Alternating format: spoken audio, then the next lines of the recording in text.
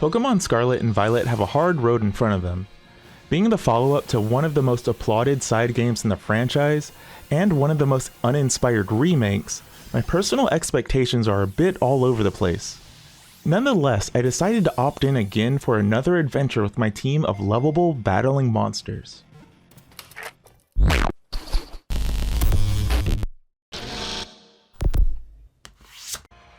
When I say I wasn't excited for this new chapter in the Pokemon franchise, I really mean it. A few years ago when Sword and Shield dropped, I was through the roof with hype. I started collecting the cards again, I bought copies of both games for the first time in my life, one of which still sits here unopened, and I made sure to get all the goods I could. I really was all in on it. And what happened after is definitely what shaped my current passive mood towards the series. Sword and Shield are fine enough Pokemon adventures, they really are, but the lack of impact and superficial big map wild area was disappointing at best and downright boring at worst.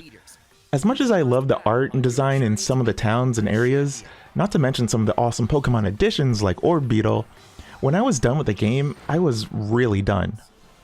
The slapped together story, pointless characters, unsatisfying adventure loop, and more were all complaints I made about the adventure. Heck, I didn't even check out the DLC afterwards. Of course, some of these, or many, have been complaints from fans for years now and not only affect Sword and Shield. But for some reason the move to Switch and overall hype had my expectations for that game to be more than it probably should have been. So fast forward to now, and I'm going into this game with a little more than skepticism. Even if Arceus was a really good spin-off that showed us the steps that the series could take to expand its horizons, I didn't want to get my expectations too out of control. But either way, let's see what Scarlet and Violet have in store for us this time.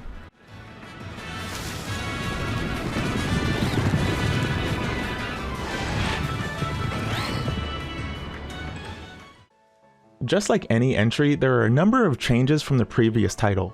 Some mechanics return as series staples, and others are left by the wayside. One thing that never changes is the premise of being a kid going on a big adventure with your companion monsters. Or does it? This time around, instead of being a delinquent out on our own, we're actually a student enrolled in an elite school.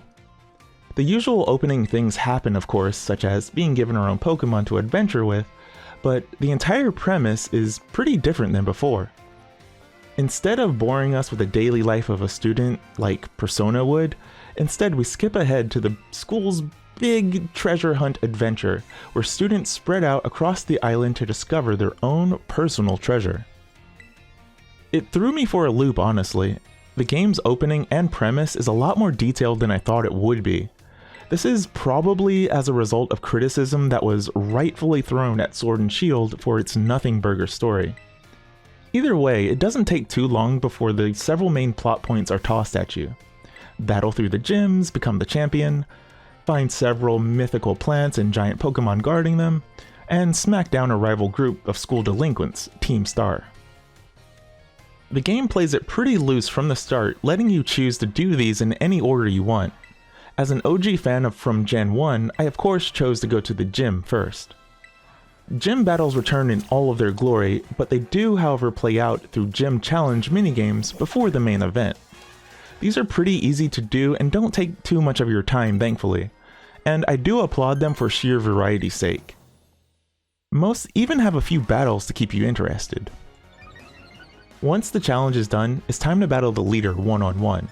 Just like any other gym in this series, they are of course themed by type, such as grass, electric, and so on. Proper team prep and honestly the sheer freaking variety of Pokemon at your disposal really makes the gyms a breeze. Is what I would say if it wasn't for the new terrestrialized system. Small spoiler, but each gym leader gets to use the new mechanic to change the type to a completely unrelated Pokemon. And honestly, I really love that. It definitely adds a bit of extra surprise to the battles and can really upend your biggest hitter sometimes. Gym battles aren't going to be the most difficult thing to overcome, but it definitely has a bit more of a welcome twist this time. Honestly, I'm looking forward to see how this really shakes up competitive compositions for people who are into battling there as well. On the other side, there's the adventure to find the mystical plants. This adventure has you tracking down some massive Pokemon who guard them too. After going to one of the said Pokemon, you'll have to go toe-to-toe in a big, crazy, awesome battle with unique mechanics and more. Is what I'd like to say, but in reality you're just fighting a bigger, harder-hitting version of the Pokemon that you can find elsewhere in the game. It was pretty disappointing to go up against these, honestly. They just have higher HP and they hit harder, and usually they're not even unique to the area. It's a bit weak in terms of a plot element, but it's a nice in-between when exploring the island. None of these gave me too much trouble, but there are some nice story elements that go along with them. The main reward though is upgrading your story partner Pokemon. They gain extra abilities each time one of them is taken down to help traverse the land. Lastly is taking down Team Star. The rival group this time is just as toothless as they have been the last few generations, sadly, but long gone are the days of Team Rocket. That said, Team Star are just wannabe cool kids who try to convince others to follow them, and they make their own little bases across the land. They act as pseudo gym challenge and gym battle minigames. These are unique in their setup, and they have us battling with our lead Pokemon in a real-time strategy style system. You don't get to choose moves, but typing definitely does matter. They also culminate in a big boss battle that's more akin to the giant Pokemon encounters where HP and damage values are stacked against you. But nonetheless, these can be defeated with proper planning. What I found most interesting though is the story elements that follow these. Finding out a bit more of the backstory of these delinquent students could sometimes be a bit more interesting than the encounters themselves. Finding out that some of them were bullied for various reasons and whatnot, hence their aversion to school, really made a lot of sense, but it was also completely unexpected how Pokemon usually does its story characters. I was actually surprised how much I like this aspect of the game, and I kind of wish there was more of these Team Star guys to walk all over.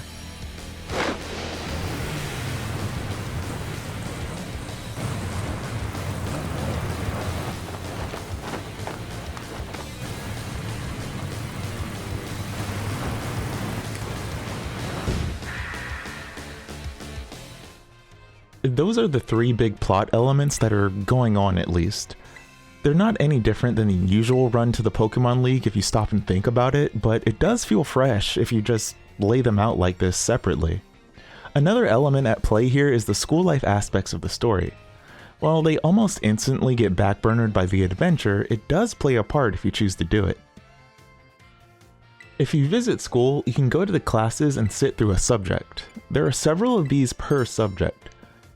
These are basically just tutorials for the various game mechanics, but with a question tossed in as well. These are pretty easy for anyone who's been playing Pokemon for 20 years like me, but the history questions in particular are related to this game's lore, so you'll at least need to read the dialogue to get it right.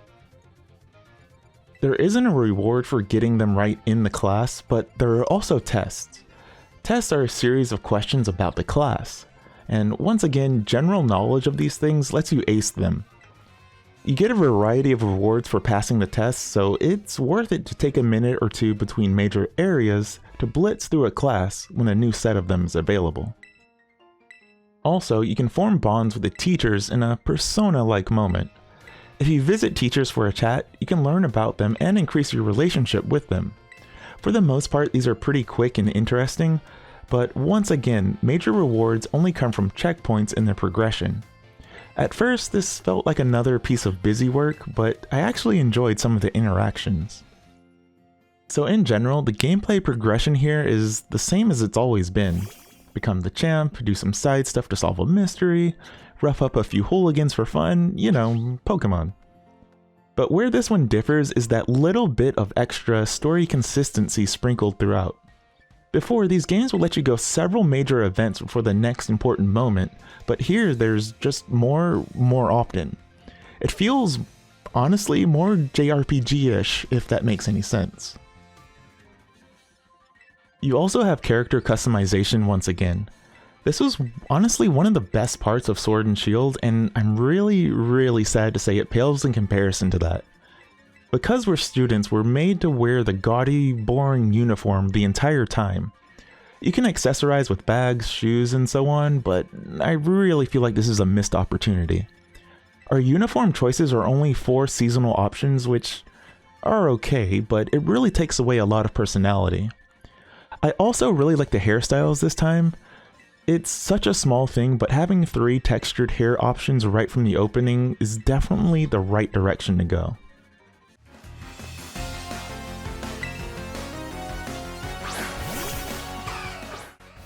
Battling is the same as ever, though that may be a positive or a negative depending on who you ask. It's just my opinion, but I like the minimal frills approach that Pokemon combat has. Typing and taking advantage of weaknesses is still the bread and butter of the game. Each monster still learns a variety of attacks as well. And the battle animations still leave a whole lot to be desired. Almost nothing has changed in this regard. When exploring in the field, you can now rotate the camera, but it provides little to no real benefit. If you like the battling in Pokemon, there's not much to complain about, honestly. It hasn't changed once again, and for me that's just fine. I do think the battle effects are way too bland for a majority of attacks, especially when you look at the awesome Terra and Raid effects. They can do better, and every release I really wish they would. There's also the new terrestrialized mechanic, and I think it looks neat and is quite fun to use in my opinion. This new mechanic changes a Pokemon's type and adds a really gaudy crystal to the top of their head.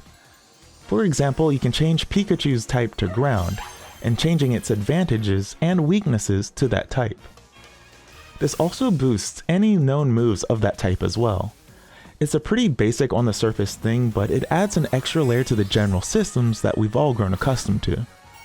This can only be used for a single battle for a single Pokemon though. If you want to use it again, you have to heal at a center or some other rest location, making it a bit more interesting to use and win.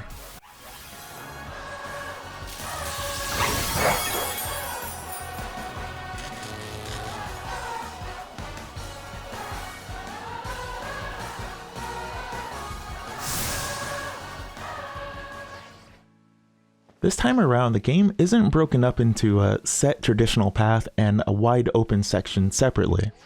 Game Freak has dedicated to a full open world this time, and it kind of works, but only kind of. As a concept, the open world here is pretty well done in my opinion. As soon as you get your Pokemon and are tasked with a treasure hunt, you can essentially go in any direction to complete the game. While I didn't go off the beaten path, so to speak, too much in my playthrough, it does seem like you can do things in a somewhat unset path. For example, I went to the first 2 gyms next to the school, and instead of going to the next area, I skipped all the way to the electric gym, bypassing a Team Star hideout, a Titan, and several Pokemon centers along the way. Of course, it wouldn't be Pokemon without unique themed towns as well. These have a nice variety, but there was definitely something lost with the switch to open world. They feel, I don't know, wider, flatter, not exactly emptier, but a touch more lifeless. The lack of random buildings to go in and whatnot in a town is really missed here. Still, I enjoyed the themes like a modern billboard-filled city and a town that celebrates olives, but you really can just feel the loss of fidelity. This kind of freedom is spread out well in my opinion. It lets you not only experience the game in a wide assortment of ways, but even with some traversal barriers, it gives you a wide variety of Pokemon to see. In Sword and Shield, one of the restrictions was that gym badges determined what level you were allowed to catch. This is gone thankfully, and you're able to grab whatever you can, if you can. Similarly, levels of various monsters don't have massive spikes and will stay in a general range per area, but after adventuring a bit deeper, you may encounter some stronger monsters than you'd expect. The area you're exploring of course determines what you can expect to find. I like the immediate sense of variety that there is. As usual, some are going to be more rare than others. A nice new feature is that when you open the map, the icons are added to show what Pokemon are in the area. Occasionally, a rare one will be listed but not show itself, so you'll need to explore a bit before finding it. It works well enough, but it's not anything crazy or unexpected. The amount of new and old monsters to discover is something I don't want to spoil, so keep your eyes open for personal favorites. Some of the regional variants can be obtained as well, so be sure to talk to NPCs to find the ones that can provide them. Not to mention the ones that only exist in this game exclusively.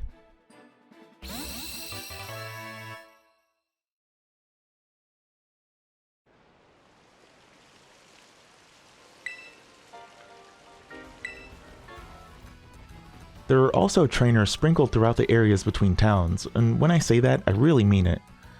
Many are along the main paths, but sometimes they'll be in random open fields far away from anything, so I think they actually spawn in randomly instead of being set.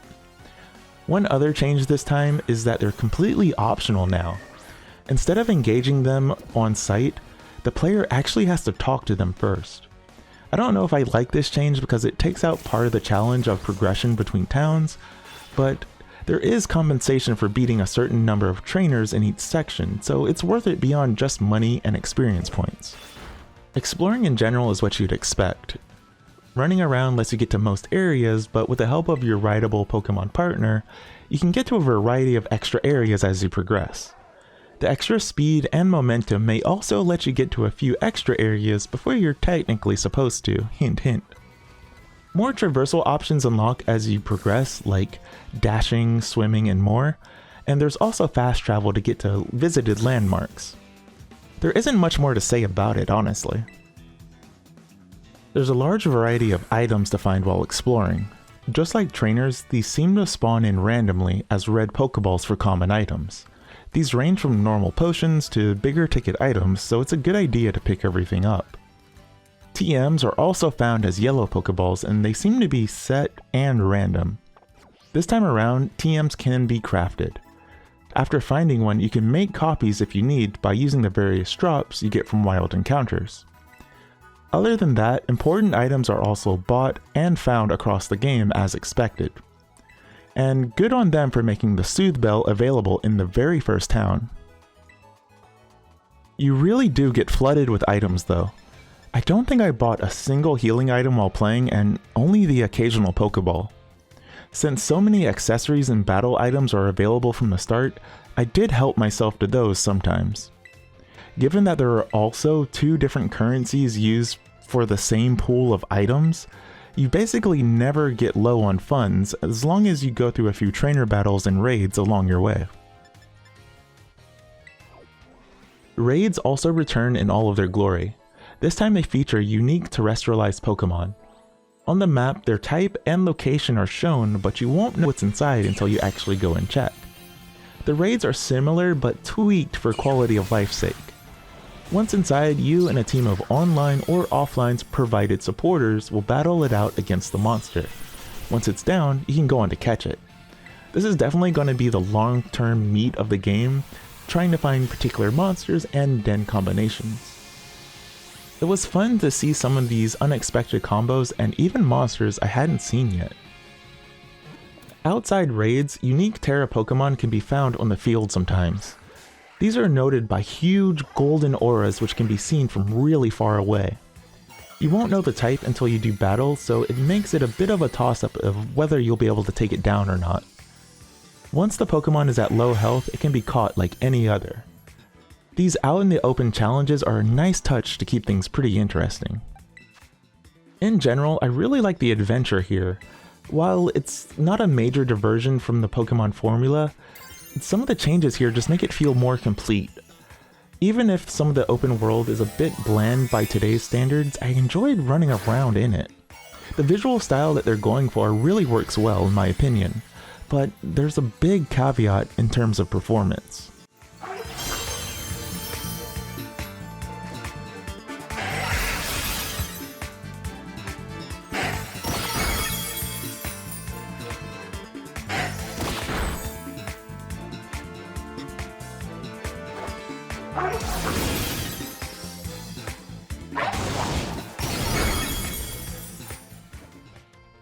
Let's just get it out there right away. Once again, this is another Switch game with terrible performance. The overall frame rate is awful at best when you're out on the field. It's a downside of having a completely open world, obviously, and the game tries its best to alleviate things with a pretty large amount of pop-in. And oh boy, if you like the drama surrounding the Final Fantasy VII Remake's door nonsense, get ready because the asset quality here is pretty low too. Toss in a sprinkling of graphical glitches as well, and we might have a new king of terribly performing Pokemon games. It really sucks to say it, but frankly, this game runs like crap. Still, I enjoy the game portions of it, but each time I jump in, I can't be helped left but wanting. This also affects the general image quality. Lots of assets just look low res and compromised all over. And it doesn't feel like the Switch can't run this game, mind you, because we've definitely seen better.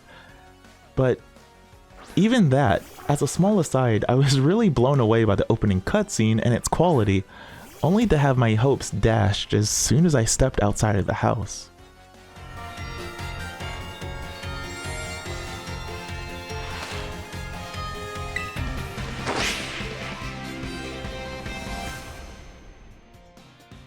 So, all in all, how is Scarlet and Violet?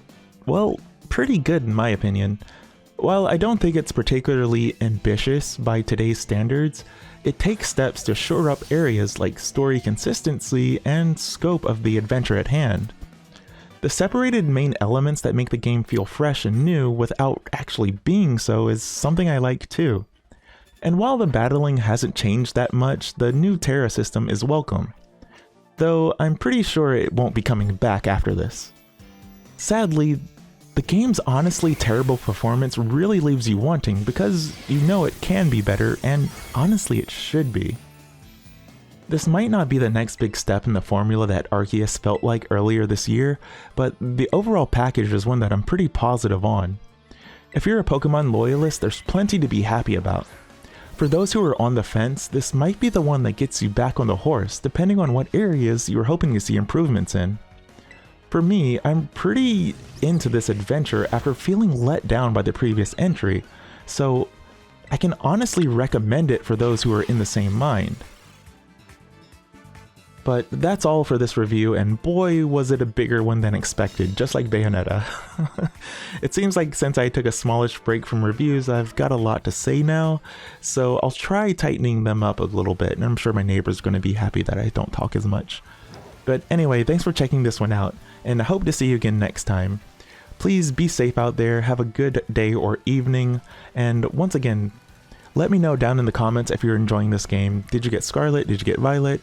Do you hate it? Do you love it? Do you have some miracle cure for the performance, like an emulator? Let me know down below, and I hope to see you again next time.